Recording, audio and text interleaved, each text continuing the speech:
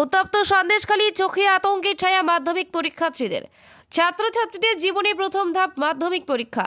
বছরের প্রথম থেকে রাজনৈতিক আলোচনার কেন্দ্রবিন্দু সন্দেশখালীর পরিবেশ পরিস্থিতি মাধ্যমিক পরীক্ষা চলাকালীন হঠাৎই এরই মাঝে উত্তপ্ত হয়ে ওঠে।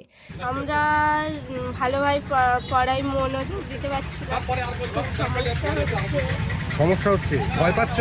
হ্যাঁ, সন্দেশখালী খুব মারাপিট হচ্ছে। 2 দিন যাবৎ হচ্ছে সন্দেশখালী খুব ঝামেলা মারপিট হচ্ছে, যার জন্য আমাদের মনোবল ভেঙে যাচ্ছে। আর আমাদের এখনো 2টো পরীক্ষা বাকি আছে।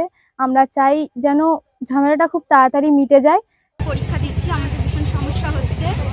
চাই যে মারাপিটটা যাতে বন্ধ হোক। মারপিট বন্ধ হোক। তোমরা কি ভয় পাচ্ছ? হ্যাঁ, তো পড়াশোনায় অসুবিধা হচ্ছে? অসুবিধা হচ্ছে।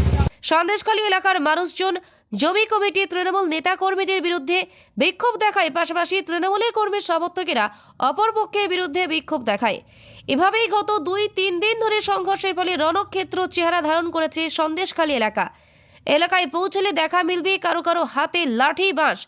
যেন এক উত্তপ্ত পরিস্থিতি গোটা এলাকা জুড়ে। সেই সঙ্গে পুলিশি দাপাদাপি যেন গোটা এলাকা জুড়ে এক প্রকার অঘোষিত যুদ্ধের অবয়ব।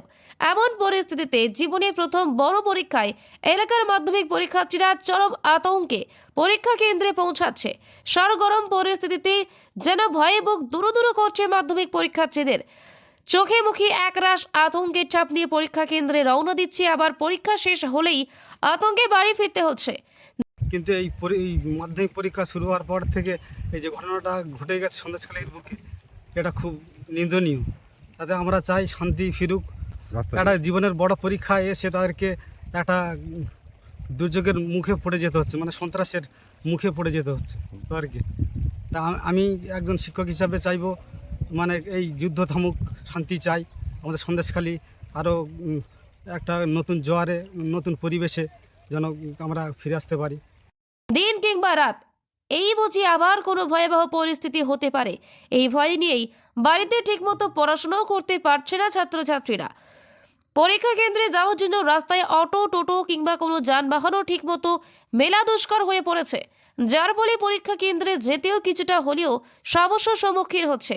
এমন পরিস্থিতিতে সন্দেশখালী এলাকায় শান্তির আবহ ফিরুক চাইছে ছাত্রছাত্রী, শিক্ষক শিক্ষিকা থেকে অভিভাবকেরাও।